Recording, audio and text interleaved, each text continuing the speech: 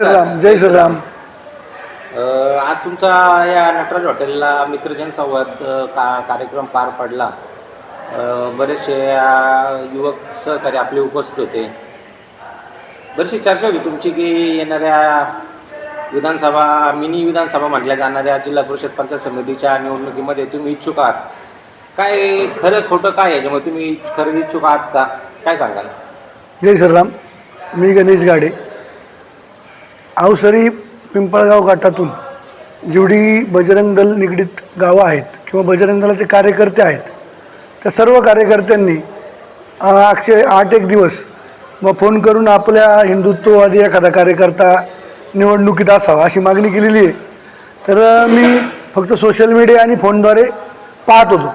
तर म्हटलं आज जर हे करतातच तर सर्व त्या गटातला मित्रपरिवार एकदा गोळा करून घ्यावा, सगळ्यांची काय मागणी त्याची चौकशी करावी म्हणून आज हा मेळावा आम्ही इथं नटराज हॉटेलला घेतला होता.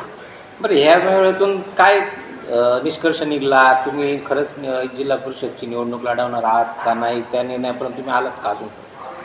आज जवळपास सगळ्या गावांमधली 10-10, 20-20, 30-30 मुलं संघटनेची आणि त्यांच्याबरोबरचा मित्रपरिवार इथं आला होता. अवसरी, पारगाव, टावरेवाडी, पिंपळगाव, चांडवली, वडगाव काशिंबे, निगुटवाडी, सर्व जे पारगाव गट, इकडा, परत वाळुंजवाडी, सर्व गटातले बजरंग दलाचा आणि आमचा स्नेह परिवार इथं जमला होता. तर त्याच्यातून प्रत्येकाची इच्छा अशी झाली की आपल्याला हिंदुत्ववादी संघटनेने संधी द्यावी, म्हणजे तुम्हाला. तर मी म्हटलं बाबा ठीक आहे, तुम्ही सर्वजण जर त्या पक्षांना किंवा समाजात म्हणत असाल आपल्याला ज्यावेळेस संधी मिळेल हिंदुत्ववादी पक्षाची त्यावेळेस आपण विचार करायला हरकत नाही, असं आम्ही शेवटच्या निर्णयापर्यंत आलेलो आहे. तुमची पार्श्वभूमी पाहता तुम्ही विश्व हिंदू परिषद असेल, बजरंग दल असेल, या पार्श्वभूमीतून येता. यासोबत तुम्ही साकोरे गावचं उपसरपंचपद पण भूषवलं आहे. तुम्ही राजकीय क्षेत्रामध्ये पण आहे, सामाजिक क्षेत्रामध्ये पण आहे, बैलगाड्या क्षेत्रामध्ये पण तुमचं चांगलं नाव आहे. पण ह्या गोष्टी तुम्हाला फायदा या येणाऱ्या निवडणुकीत किती होईल असं तुम्हाला वाटतं? निश्चितच परिस्थिती अशी आहे का प्रत्येक गावोगावी बजरंग दलाने 20 वर्ष काम केल्यामुळं संघटना मजबूत झालेल्या आहेत आणि बऱ्याच इलेक्शनमध्ये बजरंग दलाच्याच कार्यकर्त्यांचा लाभ घेऊन अनेक ज्यांना तिकीट मिळतात ते निवडून येतात. मग आता अशी परिस्थिती झाली का हिंदुत्ववादी पक्षातून एखादं तिकीट मिळालं तर आमचा गोरक्षणाचा मार्ग मोकळा होईल, गोसंवर्धनाचा मार्ग मोकळा होईल, काहीतरी युवकांमध्ये घडवण्याचं कार्य आम्हाला करता येईल. अशा हिशोबाने सर्व संघटनेतील पदाधिकारी तशी मुलं ह्या टोकापर्यंत पोचलेली आहेत की आपल्याला इथं तिकीट मिळालं तर आपण ह्या गटात हा मिनी विधानसभेचा गट ओळखला जातो, इथं आपण बऱ्याचपैकी कार्य करता येईल असं आज सर्वांचं म्हणणं आलं आहे. याचबरोबर जे विरोधक आहेत ते राजकीय पक्ष असतील ते टीका करतील तुमच्यावरती की विश्व हिंदू परिषद असेल, बजरंग दल असेल नाही कधी राजकीय क्षेत्रात नसतात किंवा त्यांचं राजकीय क्षेत्रात येण्याचं काय कारण. तर मग त्यावरती तुमची भूमिका काय राहील की बाबा तुम्ही राजकारणात का आलं पाहिजे हिंदुत्ववादी संघटनेच्या माध्यमातून? तसं म्हणाल तर टीका करायचं काही कारण नाही. लोकशाही आणि आम्ही हिंदुत्ववादी पक्षाचा आहोत तर आमचं कार्य पाहता त्यांनी पण आमचा फायदा करून घेतलेला आहे, हे वेळोवेळी तुम्हाला दिसेल. आणि आम्हाला त्याचं द्यायचं आहे, राजकारण समाजकारण याच्यासाठीच यायचं आहे. आज गोरक्षणाचा मोठा मुद्दा ऐरणीवर आहे. आंबेगाव तालुक्यामध्ये गोशाळा नाही आहे, त्याच्यानंतर आंबेगाव तालुक्यामध्ये आखाडे नाहीत, शेतीला पूरक असे व्यवसाय नाहीत. अशा अनेक गोष्टींसाठी आमचे शेतकरी कुटुंबातली मुलं आहेत संघटनेमध्ये, त्यांना तिथपर्यंत पोचता येत नाही. तर आमच्यामार्फत पोचू आम्ही मंत्रालयापर्यंत, सरकारपर्यंत जर्सी गायींचं ब्रीड स्वस्तात मिळावा म्हणून मागणी केलेली आहे. माझ्या नावानेच ती मागणी केलेली आहे. ते सुद्धा आपल्याला फार माफक दरात सरकार देण्याच्या तयारीत आहे. म्हणजे अशी अनेक कामं आमच्या शेतकरी कुटुंबाची करता यावीत यासाठी आम्ही तो प्रयत्न करत आहोत. आता महायुती असेल किंवा महाविकास आघाडी असेल अजून तर काही त्यांचं ठरलेलं नाही आहे. तुम्ही कोणत्या पक्षाकडे मागणी केली आहे का की तुम्हाला इच्छुक म्हणून तुम्हाला तिकीट मिळावं कोणत्या पक्षाकडून? तसं सांगायचं झालं तर आता मुंबईच्या निवडणुका येऊ घातलेल्या आहेत, त्यामुळे अजून नगर परिषद जिल्हा परिषद पंचायत समितीच्या कुठल्याही इलेक्शन डिक्लेअर झालेले नाहीत. त्यामुळे आम्ही अजूनही कुणाकडे गेलेलो नाही.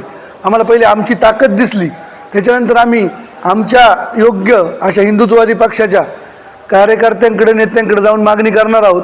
त्यावेळेस मग ते समजेल. अजून आम्ही तशी काही तयारी केलेली नाही. साधारणतः काही नावं समोर येतात. ते विष्णू काकांगे असतील, प्रमोद बाणकिले असतील, प्रशांत अभंग असतील, जगदीश अभंग असेल. सोशल मीडियावरती प्रसारमाध्यमावरती खूप सारी सर्वे होतात ते त्यांच्यामध्ये ते असे आहे की ह्या इच्छुकांची नावं पुढे येतात. ते त्यांच्यापुढे तुमचं आव्हान किती मोठं असेल का तुमचं आव्हान त्यांना सांगेल, त्यांचं आव्हान तुमच्या पुढं असेल? कुठला व्यक्ती म्हणून आपण कुणाला आव्हान देणार नाही. आपण आपलं काम करण्यासाठी आणि हिंदुत्वाच्या कामासाठी तिथं लक्ष घालत आहोत आणि मुलांचा पूर्ण गावांमधून सपोर्ट असल्यामुळं आपण तिथं येणार आहे. आणि सर्वे पाहता, तुम्ही पण पहा, सर्वेमध्ये आमचंही नाव कुठं मागं पडताना तुम्हाला दिसत नाही. आम्ही पण असंच उगाच कुणाला पाडण्यासाठी किंवा कुणाला छेडण्यासाठी राजकारणात येणार नाही. साधारणतः शेवटचा प्रश्न की तुमचं हे जर निवडून आलात, तुमचे विजन काय असेल या जिल्हा परिषद गटासाठी?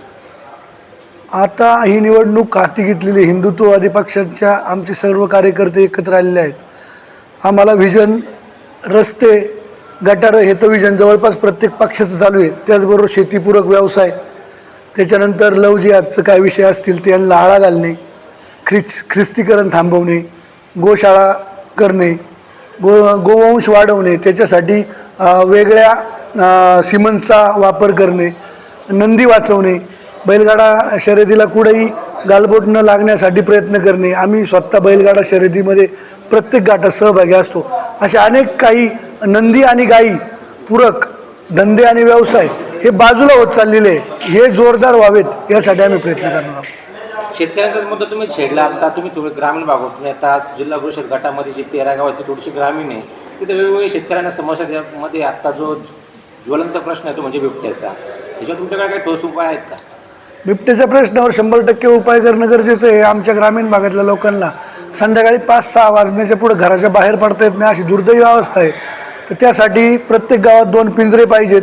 मुलांना प्रशिक्षण देण्यात आलं पाहिजे आणि त्याच्यावर सरकारनेच उपाययोजना करावी म्हणून आम्ही आमच्या स्वतःच्या विश्व हिंदू परिषदेच्या लेटर पॅडवर सरकारकडे मागणीही केलेली आहे. खूप खूप शुभेच्छा तुम्हाला भविष्यासाठी भाऊ.